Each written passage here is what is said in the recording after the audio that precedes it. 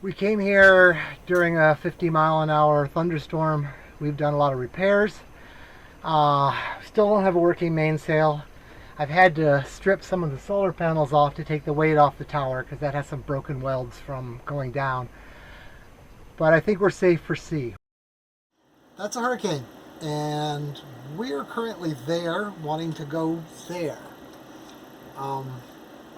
Making our decisions change. So right now we don't know what's going on. Hi, I'm Emily. And I'm Clark. On Sailing Vessel Temptress. And this is the second half of our adventure log for July 2020.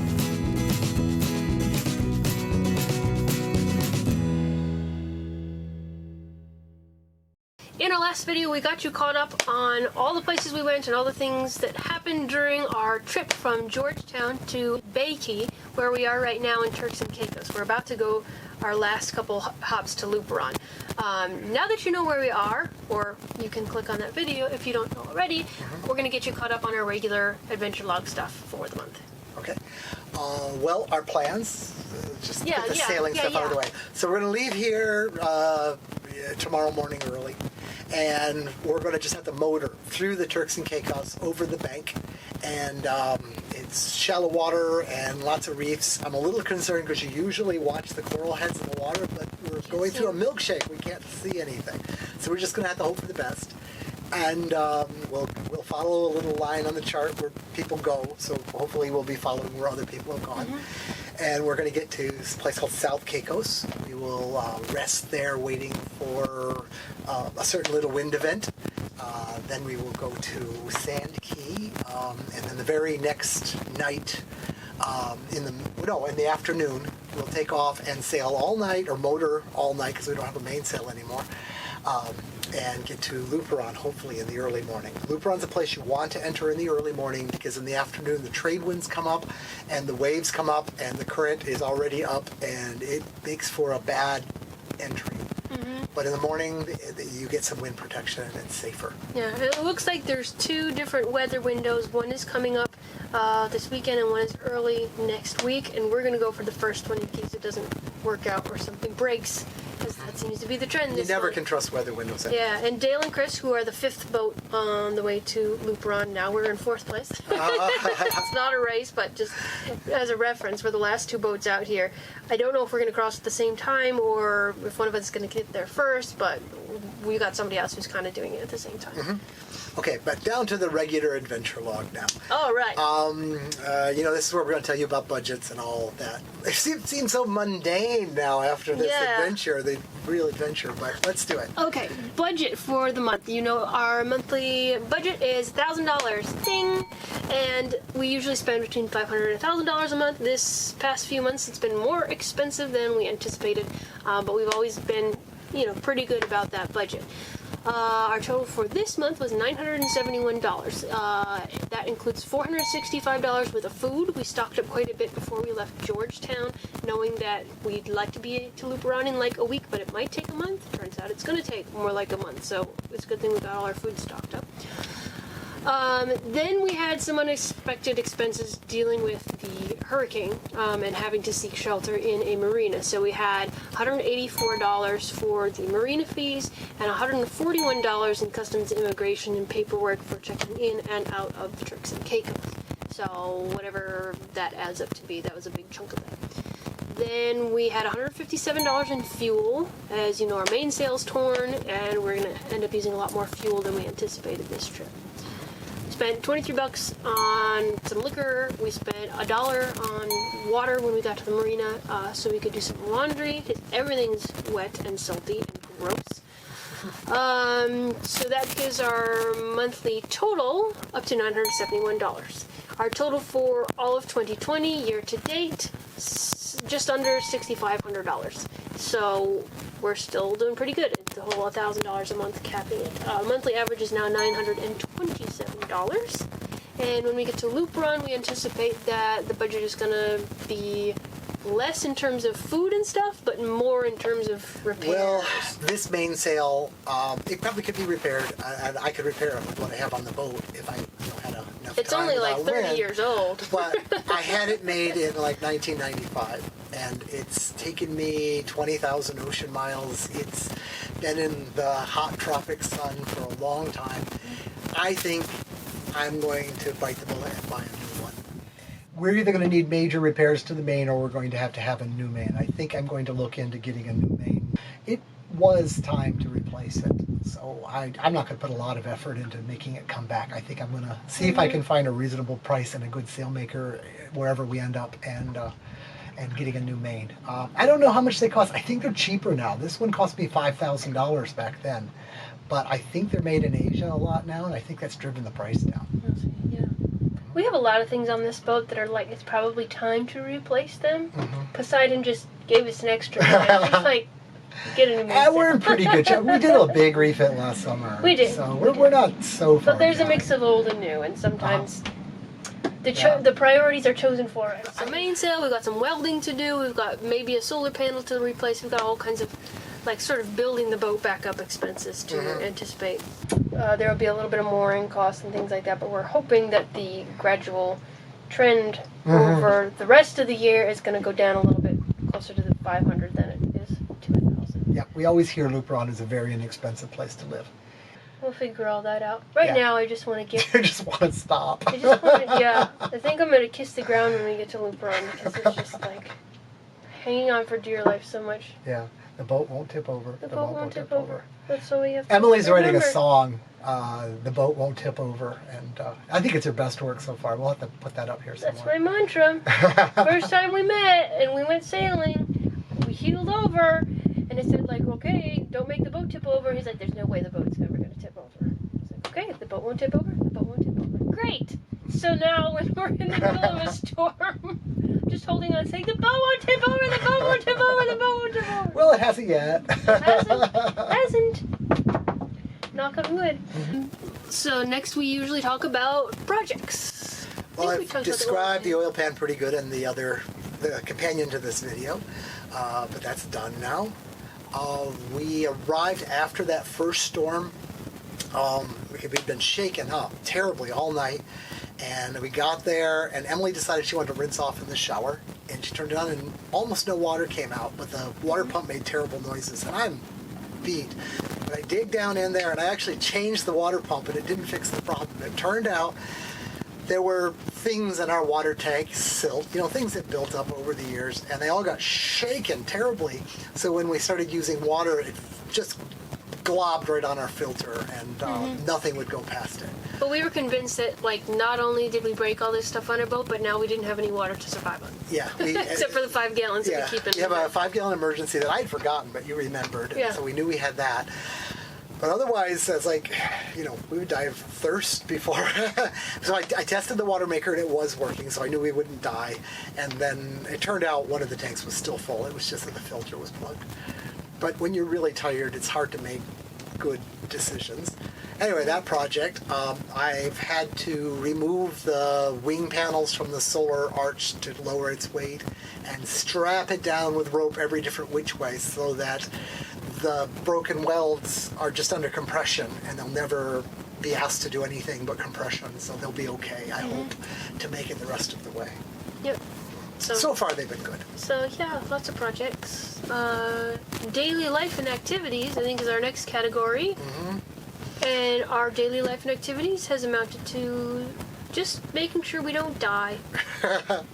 We've been doing some long crossings, which are very, very tedious. So we've been listening to podcasts. Yeah. And that's great because, you just listen. So that just fills in, keeps your brain Keeps active, your brain active. and there you go. I have cooked whenever we get to an anchorage. Oh, I've yeah. been making I've mastered my pita bread recipe, started making a lot of flatbread dough for pizzas. I had a lot of cheese from Georgetown. We've run out of kind of vegetables and things, but we've got a lot of bread products and a lot of flour left. So And she came up with this. Works out great. If you're doing a crossing, this is our latest little tip. Get yourself a mason jar, fill it up with whatever. Pasta salad has been popular. Put a plastic lid on it. And then when you're making a crossing and you're hungry in the night, you just open it up, eat some, you can put the lid right back down and put it down. And it turns out it's just a good sized serving for a night meal. Yeah, so we just have a ton of mason jars I've got hummus, I've got pasta salad, I've got like apples and peanut butter. I just kind of like made up these little grab and go things that have worked really well. So the best part of this month, well, not being dead. We're alive. The boats did not tip over. The boat didn't sink. We're okay. But I think before all this bad stuff started happening, being at Rum with our friends Ed and Carol and helping them jump the broom, and that was really special. They're two really amazing people, and that was just really great to be able to spend that time with them. Yeah. And anything else? Well, that's probably it. The worst part is like just everything else. Everything else. We don't, we don't have to talk about all the worst stuff. Yeah. It's just all been a bad. tough month between bureaucratic issues, visas, engine failures, horrible weather, failed equipment. News about our friends. I expect this to happen to boats that are, I consider us very prepared. And, I've sailed to Hawaii. I've never had so many problems happen in such a short amount of time. There's just something weird going on with all the stuff that's happening with us. It's this whole 2020 year curse. Yeah, right. It's still 2020, in case you didn't know that. In terms of intentional living, it's something that we're not thinking about most of the time because we're just reacting. We're having to react to the situation. This isn't life. This is survival, and we're just not living the life we normally do. But sometimes you have to do that. We have made decisions that have gotten us here, and those decisions have held, and I think they're all the right decisions. I wouldn't really have changed anything, but this is not the month to be pontificating about. I wonder what we'll take command of your life and don't be a sheep. No, we'll just get through. It's literally like an hour at a time. We're sailing for 8, 10, 12, 16 hours, and every hour my watch beeps, and I just say, okay, what are our stats? And sleep. How much longer do we have to go? Need sleep. Sleep, eat, that sort of stuff. But regarding intentional living, there have been moments when we've been very stressed out, all adrenaline, we're going over at 50 knots for half an hour, and you're just thinking, like, why the hell are we out here living this life? We could be home in a bed, We're not going to have footage dry. of it because we couldn't pull cameras. Yeah. But this boat's 35,000 pounds, and it's just bouncing on these short, steep waves, getting thrown all over the place. It comes to a stop sometime when it hits a wave. Yeah, Very often, it goes diving down off one wave right through another, and green water comes right over the bow, runs like rivers down the sides of the deck. And that's not an uncommon thing. That happens like every 3 waves. Yeah, this has been like the hardest month, I think, of our adventure so far. It's been the hardest crossing I can ever remember. Yeah. Well, there was one thing down in the Papagayos that was way worse, but that was expected. This wasn't. But in terms of intentional living, even in those moments where it's like, oh my gosh, why are we doing this? Are we going to make it through? All this sort of stuff. I had those moments where I thought, but I'm still glad this is our life. And we sailed like 40 hours this past week, and not like pleasure sailing 40 hours, like we were holding on and just trying to get through this torture of an hour of time getting where we needed to go. She's amazing. And it was really hard. I had a panic attack 2 nights ago in the middle of the night. I let him sleep because his sleep is so important. He's, the one really watching the boat, and I got myself through it, but it was just like, even through those worst moments, it's like, 40 hours a week, really scared and doing this, but at the same time, how many people do we know that 40 hours a week, every single week, they're doing something that isn't exciting, or that they're not passionate about, or that they even hate, some of them. So it was really reaffirming to kind of put that in perspective and say, yes, this is scary sometimes, yes, we have to be responsible, but I wouldn't trade it. So that's been really affirming, I guess I'll say. It's been a scary month and an adventurous month, but it's been an affirming month that, if we're gonna go down, I'd rather go down like this. You know? I'd rather not go down. You know, but no, seriously, you have those moments though when you're out here sailing and doing this that it's like, you know, have I put everything in my life in order? Do I have regrets? Is there anything, you know, am I really ready to live this kind of life? And I am. I am with you. Cool. Oh, one thing, it doesn't fit into this, but my hair became a total safety issue. Yeah. I had to go forward and I couldn't see. So I had to hold one hand holding my hair back and then the other hand doing the sail thing, and I couldn't hold on to the boat. And you just can't believe how it was moving under my feet. It wasn't safe. Yep. So Emily chopped it off, and then since we've had a little bit of time, she's given me now a proper haircut. So 3 years of hair growth is now gone. But sometimes it's about safety. Ways. Yeah. Yeah. This is much more practical and much more safe. It's got to kind of be trained right now because it's been back for so long. Yeah, and the rest of this trip we're going to be wearing our harnesses and tethers. Even if we feel like we don't need them, you never know when you're going to need them. So that's been a change. Yeah, and regarding like my panic attack and just self-care has been really important. Like, are we eating? Are we sleeping? A couple of months ago, I made up this self-care checklist for myself. I call it my ACE checklist because the 5 things on it they rhyme with ACE, so base, face, pace, space, and replace are the things. But it's I won't get into it here, but I'll put it on Patreon or put a link to it in the description or something, and you can check it out. But it was just when I was having that panic attack a few nights ago, I was like, okay, base, like, did I eat enough today? I realized I'm cold, you know, I need to cover myself up. Like, okay, face, go brush my teeth, go wash my face. And this really just helped bring me out of it. And it just really makes us think about how important it is to just be a solid, strong human being in a good place in order to deal with these things. I'm glad you did that. Yeah.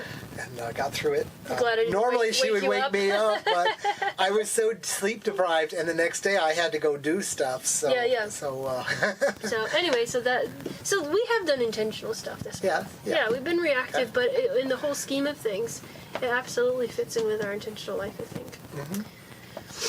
Well, let's thank our friends that have helped us. There's this guy Burl in the Turks and Caicos who lives there, and since we couldn't get off the boat, he went grocery shopping for us and did some things like that. So he did our legwork for us, and that was very nice to have some green vegetables and some choices in food. Yep, and thank you to Officer Adams, and I'm sorry I forgot the name of the guy, Immigration, in Turks and Caicos. They were really nice. We really felt like, you know, we were there against the rules, and it was very stressful because we didn't have our COVID tests and stuff like that. And we talked to a guy named Mr. Neely. He said it's all good, and they were like, "Yeah, sure, you know, be here, be safe, and come back later when it's not, you know, so stressful." And I think we will probably go back to the Turks and Caicos at some point. It's a beautiful place. Yep. It's a little pricier than the Bahamas, but just got a really good vibe from everybody there. Yeah, it's a nice place, and the water's beautiful. It looks like there's enough places to anchor. There aren't the great anchorages there are other places, but there are some places, and I've been told that Turk Island has some very nice anchorages, so we'll look at that very seriously. Yeah, we'll have to look at the season and all that sort of stuff, but I think we'll definitely go back there. Yeah. And thanks to Chris and Dale for being, you know, there in solidarity with us and going through this tough month together. Thank you to all the people in Luperon who have been feeding us information about what's going on there. They're in the midst of a bunch of government changes, and every day something changes. Yeah, Thank you. They changed presidents, or they're about to. They just had an election, and all the rules could change. So we're still kind of concerned if we get there, will we be allowed in? Yeah. Because we won't have a lot of options by then. Yeah, and this year is such a horrible hurricane season so far. It's supposed to get worse. Yeah. So, and thank you to our friend Bill on Bohemian and other people who have been feeding us Blue Skies, and everybody who's been feeding us weather information. Because we've had bad internet connections, and we can't really go to graphical pages to find out what's going on. Sometimes we can, sometimes we can't. Yeah, so you guys have been really awesome to be able to, and also just to know that there's other people that are thinking about us too, makes us feel like, okay, suck it up. You know, we've got other people rooting for us too. It's just been really nice to have. I really feel like, you know, sometimes you just talk to a camera all day and you're like, I guess the numbers go up, people are watching, but we really felt Like you guys were there with us this month. Yeah, a lot of people have signed up on Patreon to support us because I'm sure it's because we've been doing the daily or weekly or whatever updates A about diary what we're sort doing. of things. Yeah. Because it's text and we could do that, but it's really nice, and we only charge by the month. So if you ever want to become a patron, if you just charge it, if you give us $1, it's just costing $1 a month, not $1 a video. Yeah. So You can give us more though. things are breaking. I lost my place. Anyway, we're a little bit tired and Yeah. I Sorry don't know for if all this being makes sense. disorganized, but we're exhausted. Yeah. It's been a tough time, so we're a little silly. Yeah, so if you're watching this video right now, it means we made it safely to some place where we have internet. So that's good, and we'll update you again next month that our battery's dying. So bye, guys. Thank you so much.